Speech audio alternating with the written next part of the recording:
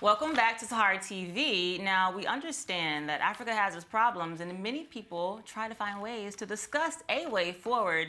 And that is exactly what our next guest has done. Dayo Olopade is the author of Bright Continent, Breaking Rules and Making Change in Modern Africa. And she is here with me right now to discuss her new book and embracing innovation in Africa. Welcome to the show. Thank you so much for joining us. Great to be here. Thank you. First of all, congratulations on the book. What a huge accomplishment. I'm really impressed. Congratulations. Thank you. So to get started, for our viewers who, may not know you or maybe hearing you for the first time, just introduce yourself. We know that you are Nigerian American, but introduce yourself and, tell us about your background and how you came to writing this book. Of course. I was born in Chicago to two Nigerian parents. We built a diaspora life, one that sort of never gave up on home. And I remember from a very young age, because my parents worked in public health, we were always going to Nigeria, we were going to Senegal, we were going to Ghana. We always had a second suitcase, we were taking things home. We were very invested in African development, even from America. And so I have had, that perspective as I've worked as a journalist. First in Washington, D.C. for 4 years. I was covering Obama. I covered that whole campaign. And then I realized somewhere through the middle of his first term that there was this incredible story in Africa, and that I, because I had a sort of foot in two worlds, was sort of uniquely positioned to tell the story of Africa rising. And so I set out to do it over the course of almost 3 years, visiting 17 countries, to try and explain what's actually going on the ground. Fantastic. Now, I know that there was a particular moment that really gave you like that inspiration to put the pen to paper. Yeah. Can you maybe describe that moment and when did the light kind of go off? Yeah, I've been thinking about doing this book for some time, and I had traveled to Nigeria during that year, 2010. I had been in South Africa for the World Cup. But it wasn't until late that fall, the United Nations Development Week, which is in September every year. It's very fancy, it's cocktail parties, it's all the world leaders come to visit New York. And that year, 2010, was the 10th anniversary of the Millennium Development Goals, which is this, ambitious roadmap for development progress in poor countries. And they had a poster competition, and the UN picked a winning poster that I thought was so shockingly sort of disrespectful of Africa. It had the world leaders, the G8 at the top, and it had from the waist down these sort of dusty African feet, right? And it said, the worst part was it said, "Dear world leaders, we are still waiting." And I think most people who have spent any time in sub-Saharan Africa realize that waiting, doesn't really pay off, and most people are working twice as hard to get half as far. Exactly. And so it was really that moment where I realized how bad the real narrative was, like how big the disconnect was between the sort of Africa I knew and the Africa that the United Nations assumed. Right. All right, thank you for sharing that. I want to actually get into the research that you did to produce the book. I know you traveled to over 17 countries. Talk about that experience and, just some of the things that you discovered. Oh, I mean, it was fun, first of all. It was incredibly educational and humbling. I realized very quickly that the first idea, which was going to be like mobile phones in Africa, great, needed to be complicated. It was much richer and deeper than just a simple story of connectivity. It was about an entirely different way of thinking about problem solving, driven by scarcity. And so I moved to Nairobi. I moved there in part because they had this sort of exploding tech scene. I wanted to write about M-Pesa. I had written a story, which people can look up, about Google in Africa. And so the technology piece was the first sort of entree for me. And then I realized, that there was a story about public health, and there was a story about educational models, and there were just so many different ways to tell the story. And so when I was in Nairobi, my apartment had something that we were calling the sort of serial killer wall map, where I just had Post-it notes, and I was doing all this research, and I was reading all these books, and I was just taking notes, and everyone was so generous. It would be like, "You're writing about innovation in Africa? Wow. You have to talk to my uncle," and so on and so forth. So it was a complete village effort. Some of the countries where I went to were countries I had not a lot of familiarity with. East Africa in particular, as a West African, I did not really know well. But I ended up traveling to Ethiopia and Uganda, Tanzania, Rwanda, Malawi, all countries where, the problems were similar, the opportunities were similar.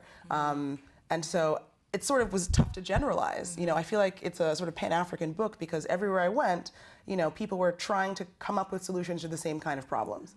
And so it was just a ton of fun. I mean, I got to travel all over the place and talk to, you know, hundreds of people, which was a really humbling and great experience. So I know that you are, so you're a journalist, you're a writer, and I want to know, you know, where do you see the Western media getting Africa wrong? Or do you think that they're getting Africa wrong? What do they need to know, the Western media?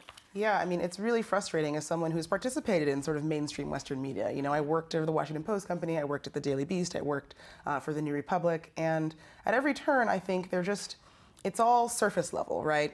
I think one problem is you don't have people on the ground. You know, you've got one guy who works for The Economist or one girl who works for the FT who's covering everywhere from, you know, Somalia to Dakar. And it's just not enough to really effectively get the story from the ground.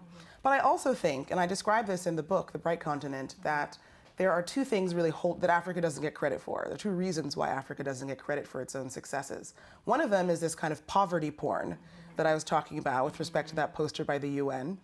And the other one is this kind of, you know, bias for looking at corruption and governance, looking at the presidency, looking at the formal institutions, when, you know, I argue, and I think this is very true, that the informal sector is where all of the energy is. It's where all the sort of dynamic solutions are coming from and what most people take seriously.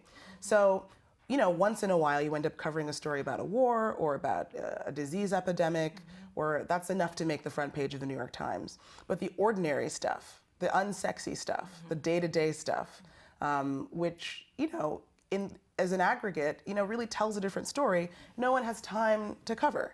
So that was what I sort of tried to illuminate, just ordinary people doing ordinary things, ordinary people sometimes doing extraordinary things, all to sort of create more stories about Africa. And I would say I'm not even the only one. I think there are so many. SaharaTv is a great example of just giving people more stories to look at so it doesn't all end up seeming like poverty porn. It's true. Thank you for that. And on the flip side, the African media, do you think that they're doing a good job in, you know, being fair and doing balanced reporting? I have two minds about that. On the one hand, I think the media is one of the only sort of institutions that these guys fear.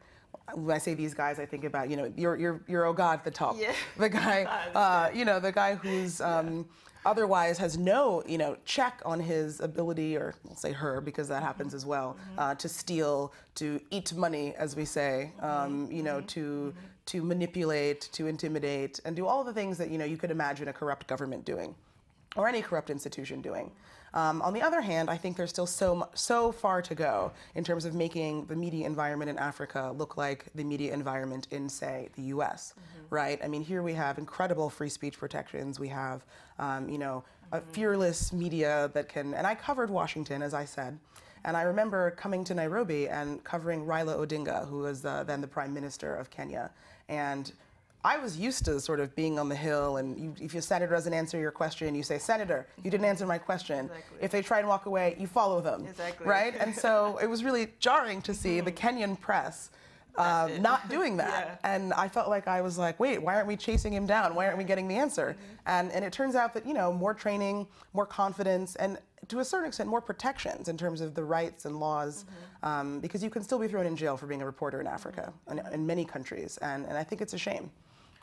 Thank you. So I want to ask you, like a lot of people will say to us often, you know, how do you sell a good image of Africa when there are so many horrible things going on?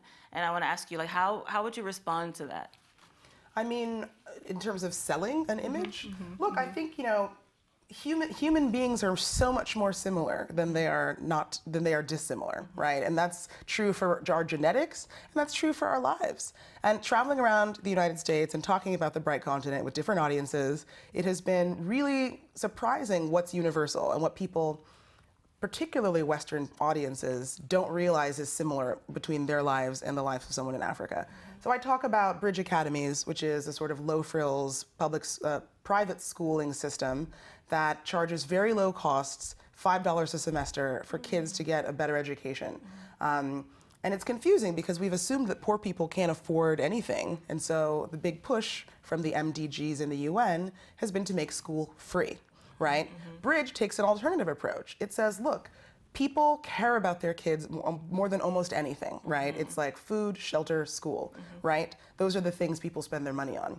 And so, you know, parents are willing to invest in an education, and so this private model works. And when I talk about this to an audience in San Francisco or an audience in, you know, Chicago, everyone starts nodding their head, because of course you can understand what it means to be making decisions about your children's lives, right? And so bringing things to these very basic, universal human experiences, I think is the best way to bring people into the story of Africa's opportunity. Absolutely. So I have to ask you, so you know Nigeria, the reports have just been put out that Nigeria is the largest economy in Africa, and I want to ask you, you know, do you think that what's your reaction to that, first of all? And then, do you think that this is going to benefit the average Nigerian, or what does this mean for Africa as a whole? Yeah, I think GDP is this sort of standard metric for judging countries. And I think it participates in that formality bias I was talking about earlier. We look at GDP and we judge countries by it. We look at elections and we judge countries by it. So it's not that it's not a useful way of accounting for economic activity in a country, but that in the aggregate, it doesn't matter whether your GDP is growing. I talked to Obiazeli Ezekwesili, who was the former Minister of Education in Nigeria, for the book, and she described a young man coming up to her and saying, "I hear we have, you know, a fastest growing economy in the world. Where's my job, oh?" And so she described that as a policymaker's nightmare, where you have this thing that everyone's excited about. Oh, we beat South Africa, we're the biggest economy, like, hey. But it doesn't trickle down, it doesn't affect anyone. And so I'm much more interested in statistics, measurements, and policies that sort of move from the bottom up rather than looking at the top down. Although, as a proud Nigerian, I am happy to be sitting at the top of the GDP heap. But where it really matters is people's lives. Absolutely. So I want to ask you, you know, Africa has struggled to have a healthy democracy. These are things that we know. And we know that within your book, you stress innovation and creativity. And we know that democracy struggles because of lack of transparency. And I'm wondering if you think that, will this change in the future? And if it doesn't change and we still are just seeing the struggle to have a healthy democracy, you know, how will it impact the youth and innovation and creativity in the future? You know, there's a whole chapter in the book about youth. I talk about these different institutions in Africa that are not the government that matter. I talk about family, I talk about technology, I talk about commerce, I talk about land, and I talk about youth. And so the chapter on youth is most interesting, and this is a statistic that really floored me. Africa has the largest gap between the median age of its people and the median age of its leaders in the world. So that's a 43-year gap. That means that the average leader is 43 years older than the average person, who's probably 19, probably 18, probably 25, and so sees no generational sort of continuity with his life as lived and the life of the Oga at the top, let's call it. And so I think over time you will see that change, right? The United States has, I think, a gap of 16 years. I mean, Obama's pretty young. But you know, these folks, these George IET calls them hippos, sort of lying at the top of these bureaucracies, like, you know, like profiteering from it, having patronage networks that relate to it. Those things will change, but we have to wait. And I think, again, this goes back to the sort of we are still waiting assumption. I don't think African people, in wherever country you are, should have to wait for people to get a better government. And so for me, in the meantime, I try and identify things that are working, things that people can do right now, things that people are doing right now, and that if people pay more attention to them, could potentially scale, not just to solve the sort of transparency issue, but to provide, you know, off-grid energy, to provide better public health, to provide this private education system I was talking about. There are things that, you know, we shouldn't hold 800 million people hostage to their governments. And I think in the short term, it's very interesting to look at these substitutes for this failed state problem. Absolutely, absolutely. So initially, when you began writing, who did you have in mind that you were writing this book for? And ultimately, what is that? You know, I mean, there are a lot of themes that you discuss and ideas, but what's that ultimate takeaway? I mean, I think this book is about doing more with less. And I think doing more with less is a lesson for many, many different audiences, right? I mean, I say often that if necessity is the mother of invention, Africa is the mother of necessity, right? So every problem you've heard of, every problem we know about is also the first step in a solution. And so I cover solutions from Africa because I think that there are many problems, but of course people are trying to solve them. And I think people solve problems in Africa with far less resources. And as we think about austerity in Europe, or tax cuts in the United States, or people starting to feel like they don't have a sense of community, they have no sense of purpose, that we're fragmented, we're all on our screens. I think there's so many lessons to learn about how you consume things and how you sort of interrelate to people that can be learned from Africa. And I think, not even to speak of commercial opportunities. So if you're a venture capitalist, or you're a public health practitioner, or you're someone who really believes in alternative energy, or you're just a curious bystander, or you're a proud member of the African diaspora, this book has something for you, because it's just about applying the sort of method of innovation to any problem that you have. And I think giving Africa credit for doing more with less is essential for the 21st century. Wow, that was absolutely awesome. No, and again, congratulations on the book. And viewers, that has been Miss Dayo Olopade, I'm saying it right? And she's the author of, let me get it right, Bright Continent, Breaking Rules and Making Change in Modern Africa. And everyone, after this interview, you should definitely go and get it right. So thank you for joining us. And stay tuned, there's much more coming up. We have Inside the Diaspora, Keeping It Real, Dr. Damage's show, and so much more. So don't go away.